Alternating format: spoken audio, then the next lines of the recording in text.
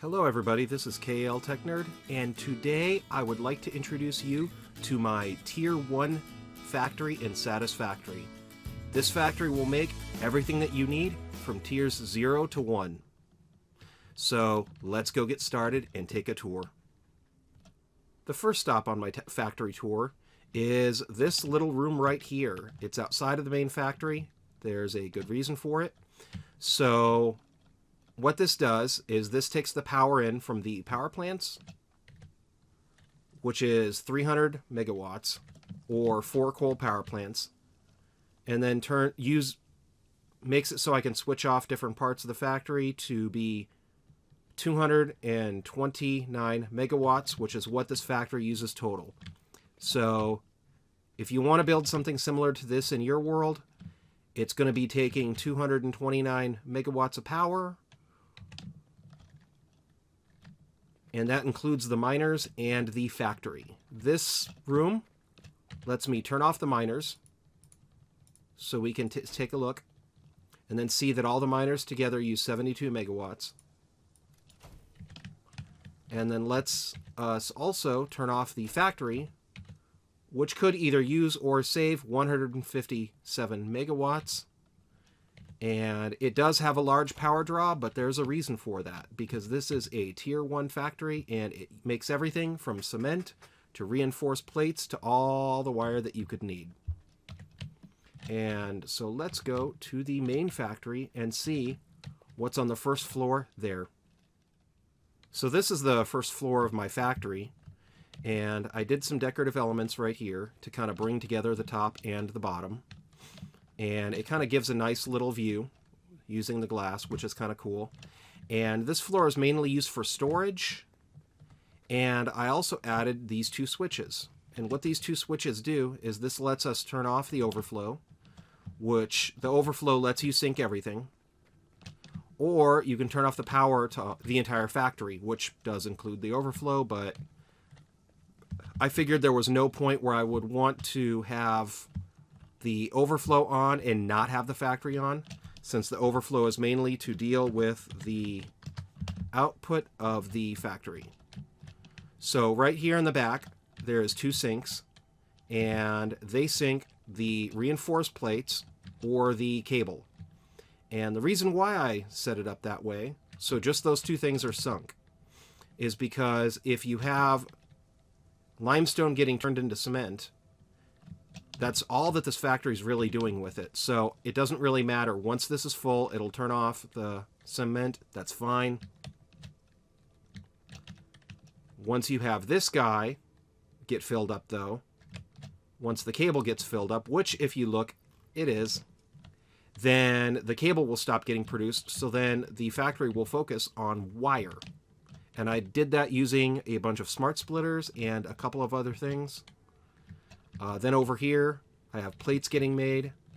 Right over here, I have the reinforced plates getting made. So if I turn off the reinforced plates, like let's say I fill up on reinforced plates, which I could. This factory is making about 10 of them, so I could. And I turn off the overflow. Then what that means is that now those plates are full, so I should get more screws, and then more rods, and then more plates.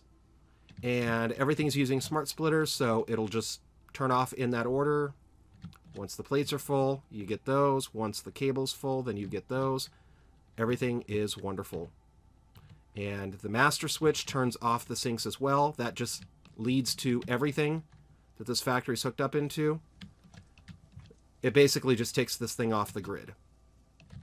And once you go into this room, this is the lights. This is to the cable, this is to the plate overflow, so I can control which one is getting overflown, or which one overflow is getting rid of.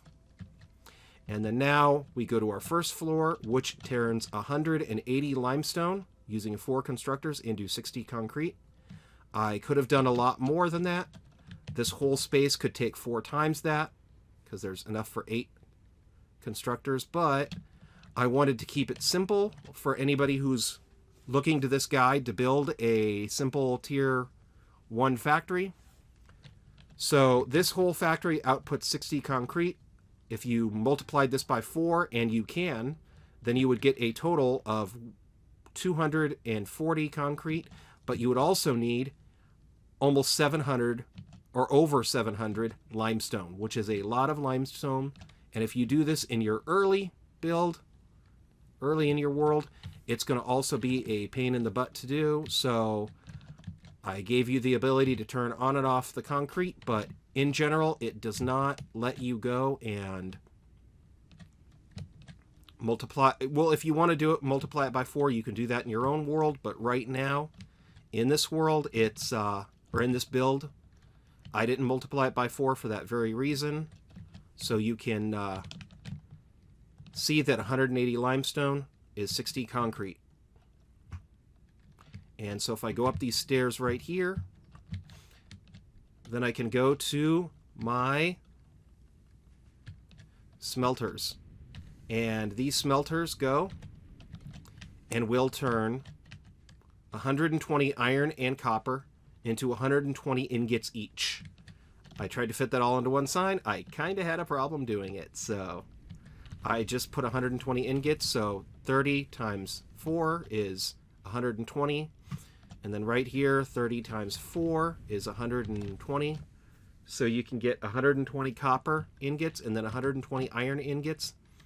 This is that floor. It's a little bit of a lot of wasted space, but if you wanted to double this yourself, you could, but again, you would need 240 to get 240 ingots, and I wanted to keep this simple, so it would be a nice simple factory for anybody who's just starting out this game in tier 1.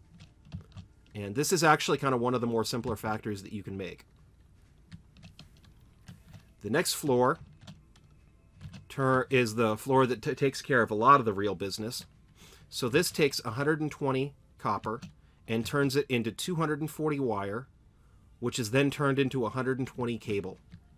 Now on this floor, right here, the wire is getting turned into the cable, but if you turn this off, like let's say I just switch this off, now no cable's getting made, so all the wire is going to overflow, and then it's going to go and get sorted into the storage bin. So that's why I did it that way. And if, like, let's say I need more copper wire and no cable, I also have a switch right here so I can half it. So let's say I don't want to turn off all my cable production. I can then turn off this, or keep this on, and then I can make half as much cable. And I just did that so you could have flexibility. So if you want to, you can turn this off. Now these two are not making cable, so all the wire that would be going to making that cable is now going and being stored in the storage in the bottom. My next floor up is the iron floor. So this is where a lot of the fun stuff is made. So in this floor, it's taking 30 iron and turning it into 30 rods, or it's taking 60 iron and then turning it into 90 plates. I have a feeling I might have accidentally overspoke that. I'm going to go double check really fast. So, nope, it's 60 plates. So, so there's, oh, it's 90 iron is getting turned into 60 plates. That's where, okay, so if I went really fast right here and nobody noticed, I could just go 60, and then I could go 90, and nobody saw anything. So right here, same thing. So these iron rods are getting turned, or this copper is making iron rods. So there's the iron rods getting made. Then the iron rods are getting made into screws. So just having 30 rods getting made is now making 120 screws, which is kind of cool. So right there, you could do the same thing though. By flipping the switch right here, you can go, and now those items are just getting stored. So I could do that kind of if I need a lot of iron rods. I did that on purpose. And then the same thing right here with the plates. So right here, I have my 60 iron plates getting made. If I flip this switch right here, then I could turn off the reinforced iron plates. This whole factory is making a total of 10 of them, which it's not a lot, but it's enough to get you started if you really, really needed to use this factory to get started. Same thing, I could turn off this power switch. So now this is here, this is operational. So now, because this is not getting... because one of these is turned off, what'll happen is the rods will keep making screws. The screws are eventually going to back up, so then the rods are going to get stored. And then the screws are going to get stored, and then the iron plates, they're going to back up more, so then they're going to get stored. And using, if we go down here, our little rows right here, you can see them get stored, which will help out the factory as well. So I did those things. I used a lot of smart splitters. If you don't have smart splitters, there's other ways that you can do that. Or if you want to, you can not use smart splitters and then just don't worry about it. Eventually it'll start filling up and everything will start evening out. So it's not that big of a deal, but I did think it was kind of cool to show off my Tier 1 factory in that way. And I added a couple little features in it too. So using smart splitters, it'll make different items that you may need and help you in your factory endeavors. And then finally, I did add this floor. This is a interesting floor to add. I wanted to do something with the roof, and I do think that this was better than having nothing up here, and it has a cool little bonus because, and I did find this out in a very, very interesting way too, if you go all the way to the bottom, you can actually disconnect the factory from the grid, and then the factory will keep running, which is kind of cool because it'll keep running at least for a little bit until the batteries are drained, and then you're going to have to look for power. But at least for right now, if each one of these is stored up to 10 megawatts, what'll happen is there's 10 of these, so then that means that this factory can run 100 megawatts for at least a little bit. It'll just give it a nice little cool down so you could actually still get items when everything is said and done. And if you have to unplug it, then you'll still get items, which I think is kind of a cool thing to add to it. And that kind of concludes the tour of my factory. So let me know in the comments section what you think. Do you like this idea? Do you want for me to do a Tier 2 factory? Or maybe even do each item individually? So I could do a frame factory. I do want to do a reinforced frame factory at one point. I think it would be a cool idea to do that factory. Let me know if you think it was a bummer that I had all the iron stuff getting made on one floor, or did you like it because then you could tell that you need 2 constructors to make 30 rods, which then you need 3 constructors to make 120 screws, and 3 constructors to make the plates, and then 2 constructors to make the reinforced plates. That's kind of why I did it that way too, because if you're just starting out the game, you may not have enough, but this is 100% efficient. This entire factory takes that 120 items or ingots and then turns it into the reinforced iron plates. So you can get a total of 10 reinforced iron plates. Everything's 100% efficient.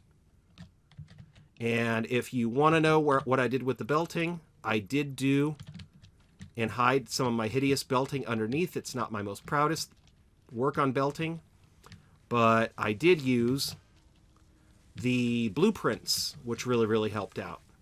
And you can kind of see right here, I left a hole there. That may not be a good thing. So let's just, actually, you know what? Yeah, let's just go in there again. You can kind of tell from here that all the screws are going in. This is from where there was another one, because in the blueprint I had 3, so I just took out 1 to get the 2.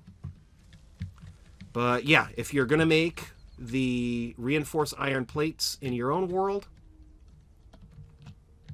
then you do need 120 iron ingots. So you would need 4 smithies, which then will bring you all of this wonderfulness, which will include 2 constructors for iron rods, 3 constructors for 120 screws. You could do 3 constructors for the plates that you would need, and then you can run 2 of the assemblers to get 10 reinforced iron plates at a time. And if you need to go down here, there is 4 constructors that are bringing you all the cable that you can make off of 8 constructors that are making wire. And the same thing, all you need is 120 copper ingots. So if you fly down here, all I needed was 4 of the smelters to get the amount of copper ingots that I needed, and then 4 for the amount of iron. So yeah, that kind of concludes the factory. Let me know what you guys think. Do you like this idea? Do you want for me to do a tier 2 factory? Do you want for me to just split up each item? So maybe I'll do a frame factory. Maybe then I'll do a... I might definitely do the elevator parts, because that's kind of one of the bigger items. So what is it? The smart plates, I believe that I would need the smart plates. And you know what? Let's just do that. Nope. Smart plating. Yes, the smart plating. I could do a smart plating factory. I could do a rotor factory. Or I could throw it all into one factory and say hee hee tee hee. Everything is awesome. So let me know what you guys think in the comments section. If you're not, please consider subscribing. It'll help the channel out. And then that way you'll be notified the next time that I start live streaming or the next time that I upload a video. And if you like this video, please consider hitting the like button. That'll really help out the channel. And it'll let me know that everybody likes watching me play Satisfactory and making factories like this wonderful factory right here, which brings you a lot of tier 1 items that you can use to get on to tier 2. Thank you so much, everybody. I hope everybody has a wonderful weekend and week. I hope everybody has a wonderful day. Thank you so much. I will see everybody later. Have a great day. Bye.